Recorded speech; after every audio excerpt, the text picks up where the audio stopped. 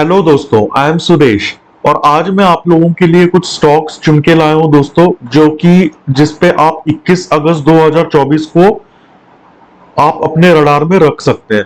लेकिन आगे बढ़े उससे पहले मैं आप लोगों को एक डिस्क्लेमर दे देना चाहता हूं। I am not a SEBI registered research analyst, मैं कोई रिसर्च एनालिस्ट नहीं हूं गाइस, ठीक है। और ये जो वीडियो बना रहा हूं मैं केवल और केवल एजुकेशनल पर्पस के लिए बना रहा हूं। अगर इसमें से आप किसी भी स्टॉक में अगर एंट्री लेना चाहते हैं या एग्जिट लेना चाहते हैं तो खुद की रिसर्च करें और अपने फाइनेंशियल एडवाइजर से जरूर डिस्कस करें। दोस्तों आगे बढ़ते हैं। ये वीडियो जैसा कि मैं कह रहा हूं सिर्फ और सिर्फ एजुकेशनल पर्पस के लिए। स्टॉक को कैसे चुनते हैं, ठीक है, स्टॉक का चार्ट कैसे देखते हैं, स्टॉक को एनालाइज कैसे करते हैं, ये मोटिव है मेरा इस वीडियो के पीछे का। गाइस, ये स्टॉक्स में मेरे कुछ रडार में आए। कैसे आए, कैसे लिया मैंने इनको रडार में, मैं आपको बताता हूँ। स्टॉकेज एक वेबसाइट है। ये स्टॉकेज पे आप विजिट कर सकते हैं। दिस इज www.stockage.com करके एक वेबसाइट है, ये इसका होम पेज है। यहाँ पे आपको क्या करना है दोस्तों, इसके एनालिसिस पे हमको जाना है। Let me check. ये एनालिटिक्स है, एनालिटिक्स पे आपको आना है। एनालिटिक्स में आने के बाद में स्कैन्स पे आपको क्लिक करना है। स्कैन्स पे आने के बाद में कैंडल स्टिक स्कैन्स पे क्लिक करना है दोस्तों। उसके बाद में बुलिश स्कैन पे क्लिक करना है। यहाँ पे व्हाइट मारूबुजो है। ये जो आज मारूबुजो कैंडल्स आई है उनकी ये लिस्ट है।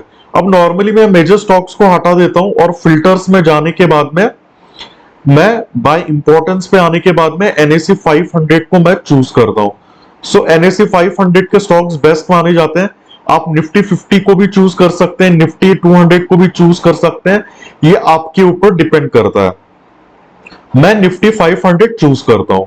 निफ्टी 500 चूज करने के बाद में अप्लाई कर दीजिए। ये निफ्टी 500 की लिस्ट हमारे पास है जिन्होंने आज के दिन व्हाइट मारूबुजो कैंडल बनाई है। तो पहला जो है वो पूना वाला फिनकॉप है। तो चलो इसको थोड़ा डिस्कस कर लेते हैं गाइस। स्टॉक का नाम है पूना वाला फिनकॉप। ओके, चलो इसको डिस्कस करते हैं हम। पूना वाला फिनकॉप। ये जो स्टॉक है इसका मार्केट कैप 31,069 दिखा रहा है अभी। करंट प्राइस 400 है। इंट्रिंसिक वैल्यू से काफी ऊपर चल रहा है, ये महंगा जा रहा है। इंट्रिंसिक वैल्यू 138 है और करंट प्राइस 400 है।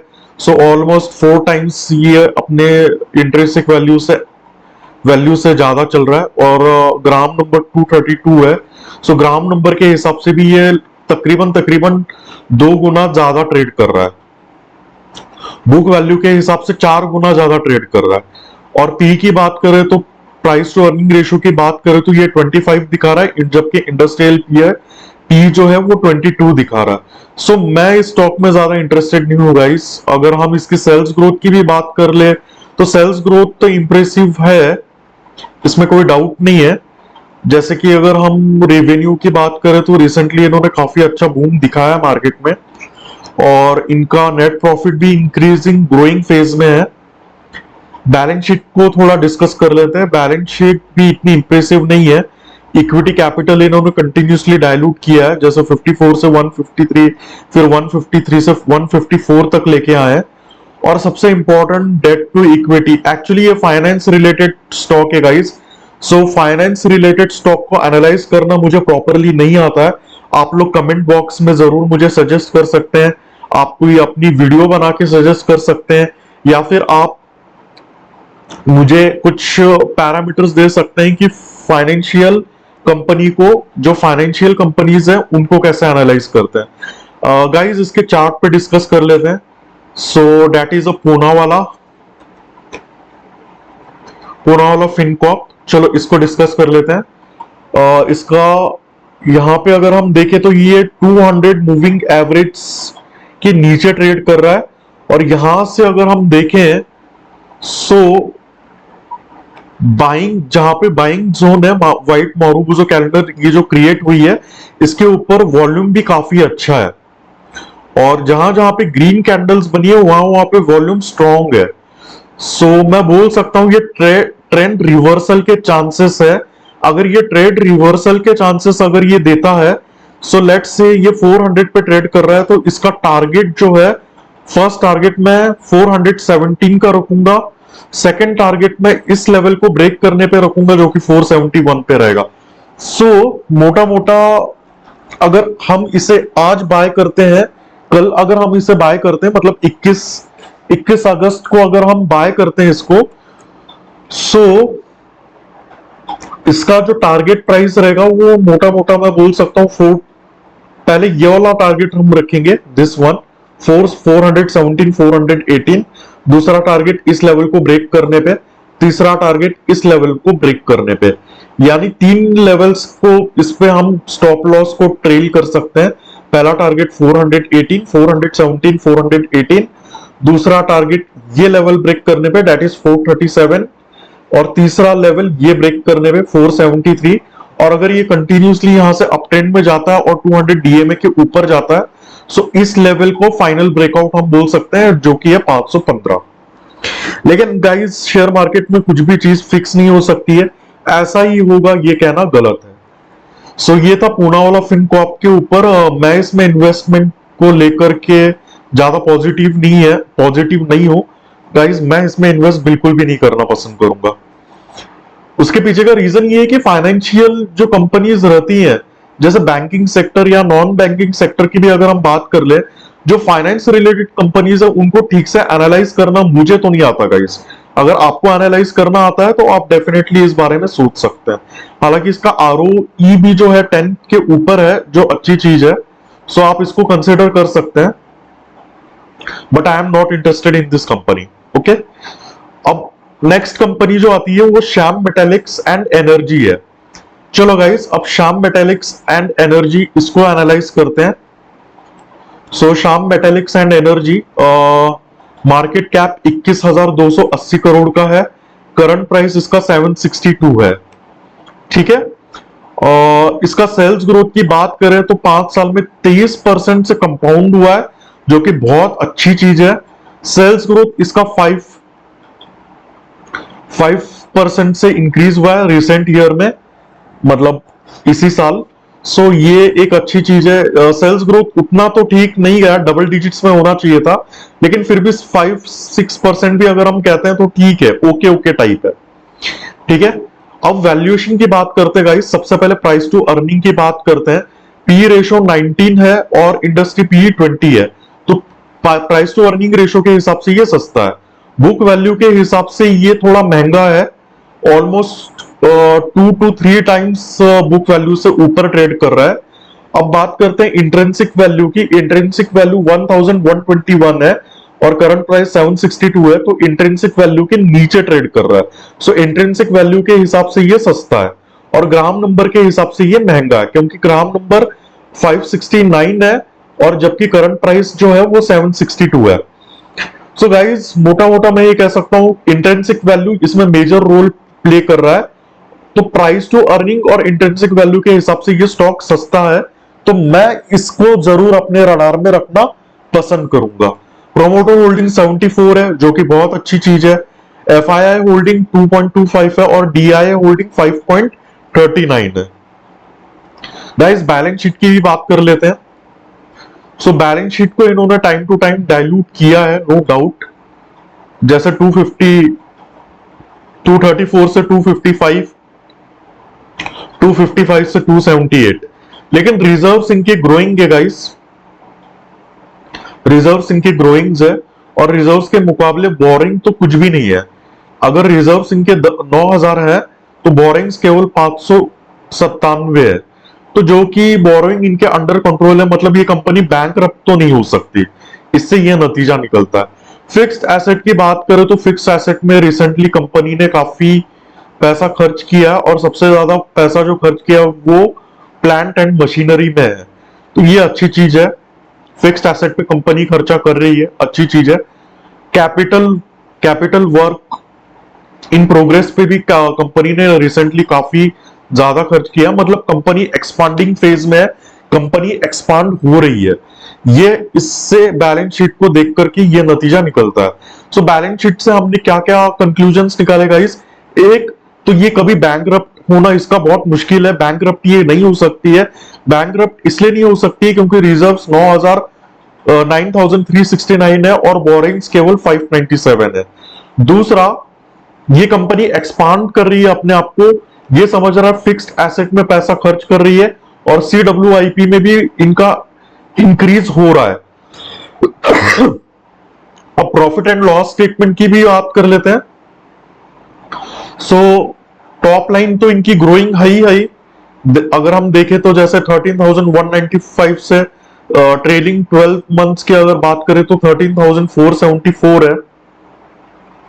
इनका ओपीएम परसेंटेज भी डबल डिजिट्स में है, 10 प्लस है, 12% है, मतलब काफी अच्छा है। और यहाँ पे इनकी अगर हम सेल्स ग्रोथ बोले तो यहाँ पे काफी अच्छा सेल्स इनका नेट प्रॉफिट हुआ था। उसके पीछे का रीजन ये है कि ऑपरेटिंग प्रॉफिट मार्जिन इनका 25% है, इसीलिए नेट प्रॉफिट इनका इंक्रीजिंग है। इनका सेल्स तो बढ़ रहा है लेकिन एक्सपेंसेस भी साथ साथ बढ़ रहे हैं, इस वजह से इनका नेट प्रॉफिट यहाँ पे 2023 में डिक्रीज हुआ एज कंपेयर टू मार्च 2022। फिर से ये थोड़ा इसने ग्रो दिखाया है और अभी भी ये ग्रोइंग फेज में है, तो मोटा मोटा मैं ये कह सकता हूं कि टॉप लाइन और बॉटम लाइन दोनों भी ग्रोइंग फेज में है। अब इसके कैश फ्लो की बात कर लेते हैं guys. So cash flow operating activity तो इनका काफी तगड़ा लग रहा है, कैश जनरेटिंग कंपनी है, डेट को रीपे कर रही है। यहाँ पे थोड़ा चिंता का विषय यह है कि इन्होंने डेट थोड़ा बढ़ाया है। अगर आप यहाँ पे ऑब्जर्व करें 167 का डेट लिया, फिर 424 का डेट लिया, फिर 916 करोड़ का डेट लिया, तो डेट तो ले रही है लेकिन एज आई सेड कि बैलेंस शीट में अगर हम बात करें तो रिजर्व्स इनके पास 9000 है और जो बोरोइंग्स है वो 597 है, तो डेट इनका अंडर कंट्रोल है। डेट पे इनका काफी अंडर कंट्रोल, डेट पे काफी कंट्रोल है इनका। तो ये बैंकरप्ट तो नहीं होगी लेकिन डेट ले रही है तो ठीक है, ये रीपे भी कर रही है टाइम टू टाइम। और इन्वेस्टिंग एक्टिविटी की बात करें तो कंपनी इन्वेस्ट कर रही है अदर स्टॉक्स, बॉन्ड्स, और हो सकता है किसी को इन्होंने कंपनी को कुछ इंटरेस्ट पे पैसे भी दिए होंगे, तो वो चीज यहाँ पे दिख रही है। अब कुछ रिटर्न्स की बात करते हैं गाइस। सो इनका हम प्रॉफिट एंड लॉस में ही अगर हम आए, so return and equity double digits में है जो कि अच्छी चीज है। कंपाउंडेड सेल्स ग्रोथ भी डबल डिजिट्स में है, ये भी अच्छी चीज है। प्रॉफिट ओवरऑल मेरे को ये कंपनी बहुत अच्छी लग रही है और सस्ते भाव पे मिल रही है, तो मुझे वो चीज बहुत इसकी पसंद आ रही है। सो गाइस मैं तो इसमें इन्वेस्ट करूंगा, definitely I am going to buy stock of this company. So ये चीज है। इस कंपनी के बारे में अगर आप और जानना चाहते हो तो आप यहां से डिटेल्स पढ़ सकते हो, ठीक है। जैसे ये एक इंपॉर्टेंट पॉइंट है, the company is the 6th largest integrated steel producer and amongst the largest ferro alloys producer in India, 4th largest sponge iron player, leading player in terms of pellet capacity. So guys इसको मैं बोल रहा हूं short term के लिए ही नहीं, इसको long term के लिए मुझे लेना पसंद है ना। देखते हैं गाइस और आगे हम इसका और डीप एनालिसिस करते हैं। लेट्स सी चार्ट्स क्या कहते हैं। So Shyam Metalics and Energy Limited. So chart को अगर हम देखें तो ये क्लियरली अप ट्रेंड में है गाइस, राइट। अगर हम यहां पे देखें स्टॉक का एनालिसिस करें तो यहां से 200 मूविंग एवरेज के जो ऊपर गया है तो कंटिन्यूअसली अप ट्रेंड में है और इसने रिसेंटली इस लेवल को ब्रेकआउट किया है। से दिस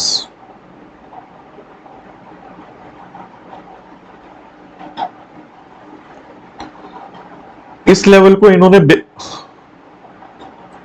इस लेवल को ब्रेकआउट किया है इन्होंने। मैं ओपन दिस, यहां से अगर हम देखें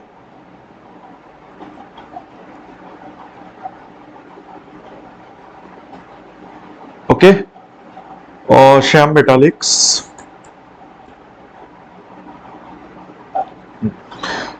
तो रिसेंटली इस लेवल को सी गाइस, इस लेवल को इन्होंने ब्रेक किया है, बराबर इस लेवल को ब्रेकआउट दिया है और एक व्हाइट मोरगुजो कैंडल आई है वो भी विद ग्रेट वॉल्यूम्स, वॉल्यूम्स काफी अच्छे हैं। और इसमें अगर मैं नोटिस करूं, अगर मैं चार्ट को थोड़ा और बड़ा करूं, तो आप देखेंगे कि जहां पे ग्रीन कैंडल्स है वहां पे वॉल्यूम भी अच्छे आ रहे हैं।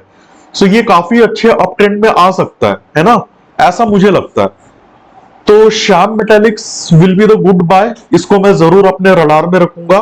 आप भी इसे अपने रडार पे रखिए, लेकिन इसे स्टॉक टिप बिल्कुल भी मत समझिए। ये वीडियो केवल और केवल एजुकेशनल पर्पस के लिए है। ओके, सो मैं आपसे रिक्वेस्ट करूंगा, अगर आप ये स्टॉक खरीदना चाहते हैं या बेचना चाहते हैं, तो खुद की एनालिसिस जरूर करें, अपने फाइनेंशियल एडवाइजर को जरूर कांटेक्ट करें। मैं किसी भी तरह का स्टॉक टिप बिल्कुल देने के फेवर में नहीं हूं गाइस। स्टॉक टिप कभी लेनी भी नहीं चाहिए। अब नेक्स्ट बात करते हैं सीएंट, इस कंपनी को भी थोड़ा डिस्कस कर लेते हैं।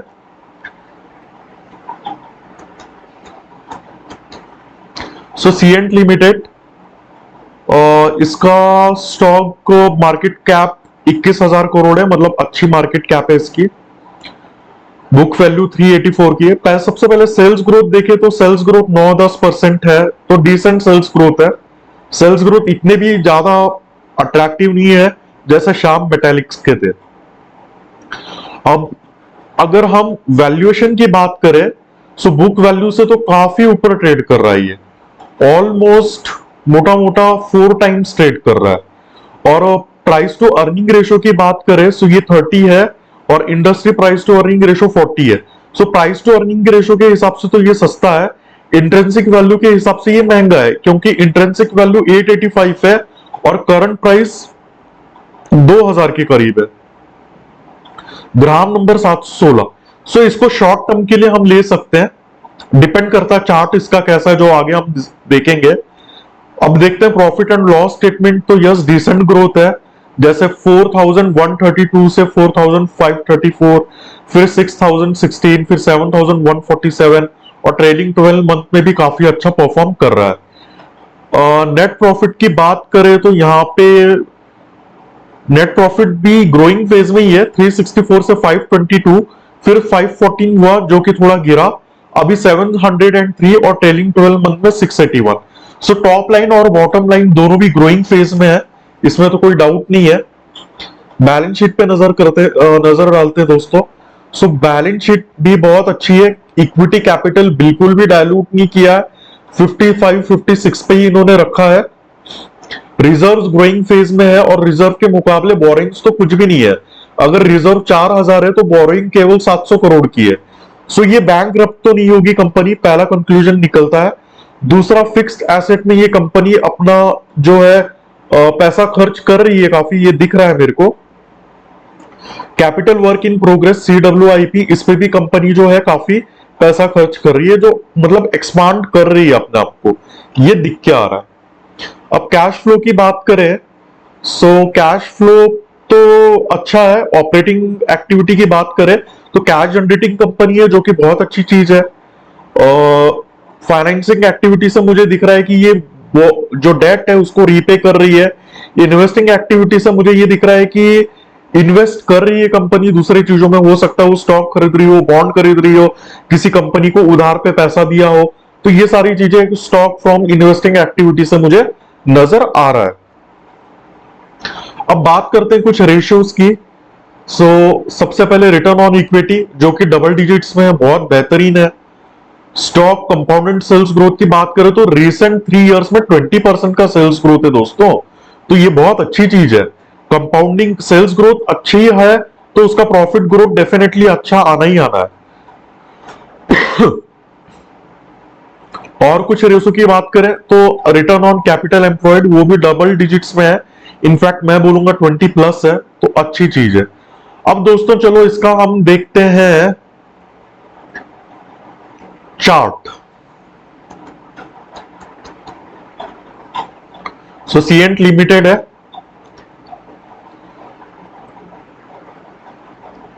ओके।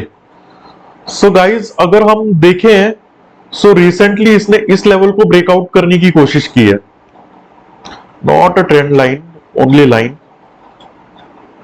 Horizontal line. सो अगर हम देखें यहां से जो है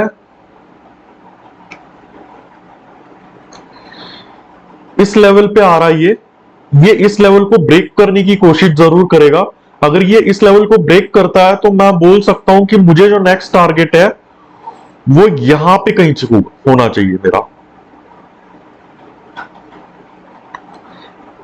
ये होना चाहिए मेरा टारगेट। ठीक है, सो यहां से जब ये ग्रो कर रहा है तो पहला टारगेट 2203 हम मान के चल सकते हैं, और 2203 के लेवल को अगर ये और ब्रेक करता है सो नेक्स्ट टारगेट हमारा ये वाला होना चाहिए। सी ऑब्जर्व दिस टारगेट। ओके, सो ये 3 लेवल्स तो मैंने ड्रॉ किए हैं दोस्तों। सो अगर ये यहां से ब्रेकआउट देने के चांसेस है, व्हाइट मारूबुजो कैंडल भी बना है और वॉल्यूम्स भी इनके अच्छे खासे हैं, जैसे कि इस ग्रीन पे देखे तो वॉल्यूम ठीक ठाक आया है। तो white marubozu candle with great volume, तो ये अप ट्रेंड में जाने की ज्यादा पॉसिबिलिटी है। तो सी एंड को भी हम अपने नजर में जरूर रख सकते हैं दोस्तों। अब चलिए अगले स्टॉक के बारे में डिस्कस करते हैं। अगला स्टॉक है जेएसडब्ल्यू एनर्जी। चलो दोस्तों इसको डिस्कस करते हैं।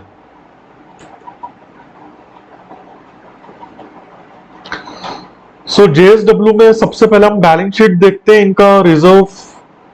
देखिए दोस्तों, ऐसी कंपनी में इन्वेस्ट करना बहुत रिस्की हो सकता है, मैं आपको बता देता हूं। जैसे कि आप यहां पे रिजर्व्स देखिए, रिजर्व्स 19,000 है और बोरिंग्स 31,000 की है।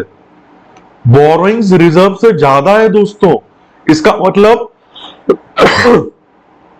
अगर लेनदार अगर कंपनी के सामने खड़े हो गए और बोले कि हमें हमारा पैसा दे दो, तो ये कंपनी बैंकरप्ट हो सकती है। इसका डेट टू इक्विटी रेशो देखते हैं गाइस, तो डेट टू इक्विटी रेशो 1.52 है। तो मैं तो इस कंपनी से दूर रहना पसंद करूंगा। मैं ऐसी कंपनी में बिल्कुल भी इन्वेस्ट नहीं करता जिसका डेट टू इक्विटी रेशो 0.5 से ज्यादा हो। तो ये तो 1.52 पे है, तो 0.5 से तो बहुत ज्यादा ही है। और बैलेंस शीट पे ये क्लियरली दिख रहा है कि इन्होंने डेप्ट के ऊपर बिल्कुल भी कंट्रोल ही नहीं है इनका, है ना। यहां पे भी देखिए 16,000 का 17,000 मैं बोल सकता हूं इनका रिजर्व से 25,000 का डेट है। यहां पे 2022 में डेट इनका अंडर कंट्रोल में था, लेकिन मार्च 2023 और मार्च 2024 में अगर हम देखें तो डेट काफी कंपनी ने लिया है। तो मैं इस कंपनी को फर्दर एनालाइज नहीं करूंगा। अगर आप करना चाहते हैं तो आप शौक से एनालाइज कर सकते हैं। ठीक है, सो इस कंपनी को मैं स्किप कर रहा हूं। अब आगे नेक्स्ट कंपनी देखते हैं guys, UTI asset management company. चलो इसको देखते हैं।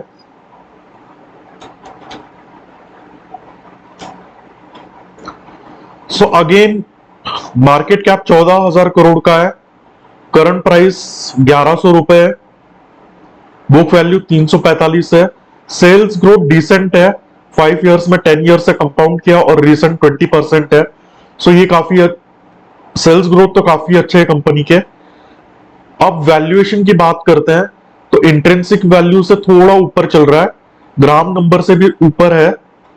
सो सस्ता तो मैं इसे नहीं बोलूंगा इंट्रिंसिक वैल्यू और ग्राम नंबर के हिसाब से। बुक वैल्यू के हिसाब से भी ये महंगा ही है, लेकिन प्राइस टू अर्निंग रेशियो के हिसाब से ये सस्ता है। जहां पे स्टॉक प्राइस टू अर्निंग 18 है, वहां पे इंडस्ट्री पी जो है वो 22 है, तो काफी सस्ता है ना। सो मोटा मोटा अगर ओवरऑल बोले तो शॉर्ट टर्म के लिए ये ठीक है। जैसे ही अपना कुछ प्रॉफिट 10%, 5%, 10%, 12%, 20% निकल जाता है तो हम एग्जिट कर सकते हैं, काइंड ऑफ थिंग। इसके प्रॉफिट एंड लॉस की बात करें तो सेल्स ग्रोइंग फेज में है दोस्तों, ये एक अच्छी चीज है। नेट प्रॉफिट भी ग्रोइंग फेज में है, जैसे 440 से 802 हुआ, 80 से 842 हुआ है। सो टॉप लाइन और बॉटम लाइन दोनों भी इंक्रीजिंग फेज में है। बैलेंस शीट पे आ जाते हैं। सो रिजर्व्स के मुकाबले बोरिंग्स तो कुछ है नहीं, तो डेट टू इक्विटी मेरे ख्याल से 0 होना चाहिए इसका। यस, डेट टू इक्विटी 0 है, जो कि अच्छी चीज है। फिक्स्ड एसेट पे खर्चा कर रही है कंपनी, मतलब एक्सपांडिंग फेज में है। कैश फ्लो की तरफ आते हैं, कैश जनरेटिंग कंपनी है, इन्वेस्टिंग में पैसा खर्च कर रही है, डेट को जो भी लिया है उसको रीपे कर रही है टाइम टू टाइम। तो ये एक अच्छी कंपनी है, ये पॉजिटिव साइंस है कंपनी के। इन्वेस्टर्स की बात करें तो इसमें प्रोमोटर होल्डिंग तो कुछ दिखा नहीं रहा है, let me check one more time. Promoter holding तो है ही नहीं इसमें। डीआईए होल्डिंग जो है वो 60% है। सो इसको तो प्रोफेशनल्स होल्ड कर रहे हैं। डीआईआई, एफआईआई और डीआईआई की होल्डिंग 66% है, पब्लिक के पास मोटा मोटा 33% है। लेकिन दोस्तों एक रेड अलर्ट मैं दे देता हूं यहाँ पे। डीआईआई की होल्डिंग जो 85% थी 2021 में, वो घट करके 60% पे आ गई है। सो इस कंपनी का नेगेटिव पॉइंट है। तो इस कंपनी में मैं आगे फर्दर एनालिसिस बिल्कुल नहीं करूंगा, इस कंपनी के साथ मैं जाना पसंद नहीं करूंगा। उसके पीछे का रीजन ये है कि जो प्रोफेशनल्स है, डीआईआई होल्डिंग 85 से घट करके 60 हो गई है। सो ये चिंता का विषय है। ठीक है, तो इसके चार्ट के ऊपर भी थोड़ा सा एक नजर घुमा लेते हैं, देखते चार्ट क्या कहता है। UTI asset management company limited, ये नाम है कंपनी का। सो स्टॉक तो दोस्तों अप ट्रेंड में है, कोई प्रॉब्लम नहीं दिख रही है। तो शॉर्ट टर्म के लिए इसको जरूर आप ले सकते हैं। अगर यहां से ये लेवल ब्रेक करता है तो मैं आपको बता सकता हूं 5% 10% का टारगेट बुक करके आप तुरंत एग्जिट कर जाइए। उसके पीछे का रीजन, सबसे बड़ा रीजन तो ये है, इस कंपनी में मैं तो इन्वेस्ट करना पसंद नहीं करूंगा, क्योंकि जहां पे डीआई होल्डिंग 80% से 60%, ऐसा क्या हो गया है कि डीआई ने अपना स्टेक इतना कम कर लिया है ना।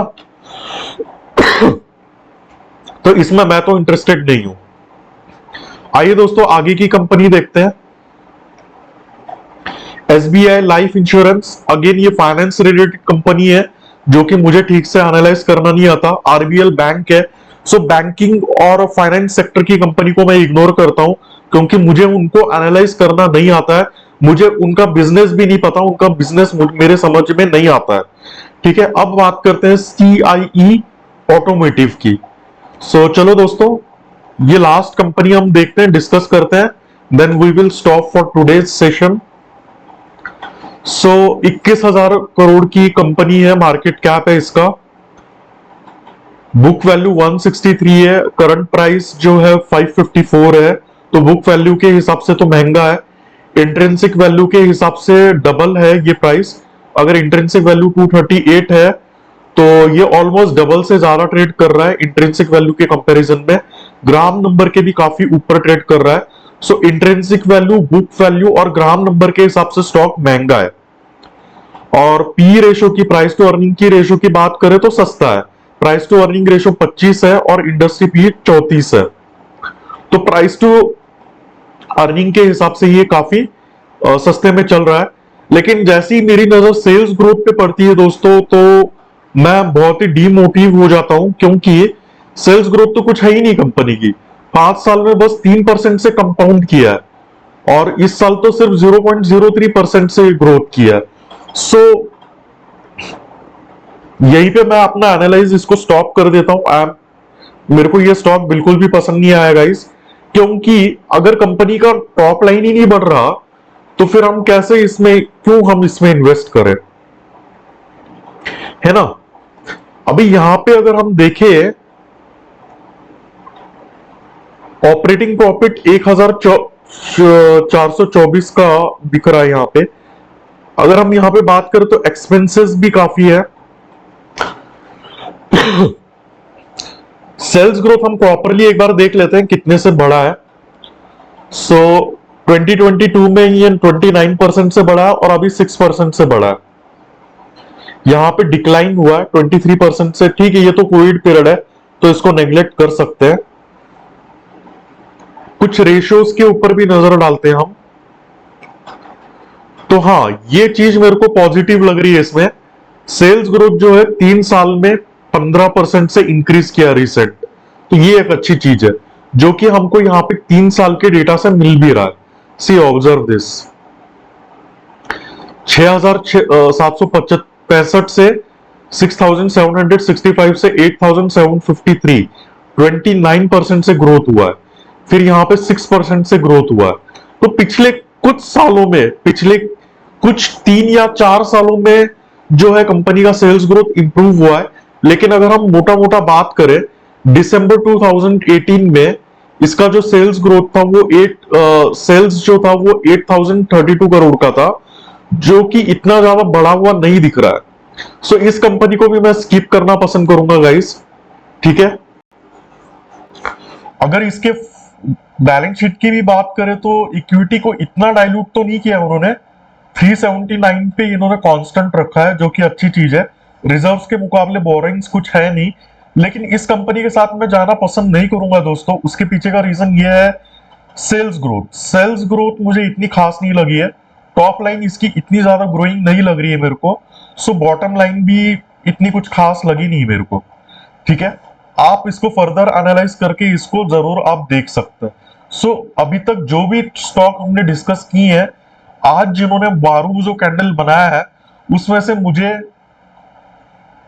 जो सबसे अच्छा स्टॉक लगा है वो श्याम मेटालिक्स लगाएगा। इस फंडामेंटल वाइज भी ये श्याम मेटालिक्स काफी अच्छा है, और चार्ट पे भी इसके काफी पॉजिटिव साइंस मुझे लगे। सो इन सभी में से अगर किसी को कोई एक स्टॉक अगर मुझे सेलेक्ट करना रहा तो दोस्तों मैं वो करूंगा श्याम मेटालिक्स, जो कि लॉन्ग टर्म के लिए मैं इसको होल्ड कर सकता हूं, राइट। इसको शॉर्ट टर्म के लिए होल्ड नहीं करूंगा मैं, इसको मैं लॉन्ग टर्म के लिए होल्ड करूंगा। So guys, this is it for today's session. I hope so आप लोगों को इस वीडियो से काफी बेनिफिट मिला होगा। So please like my video, share my video and subscribe to my channel. Thank you. Have a good day. Bye bye everyone.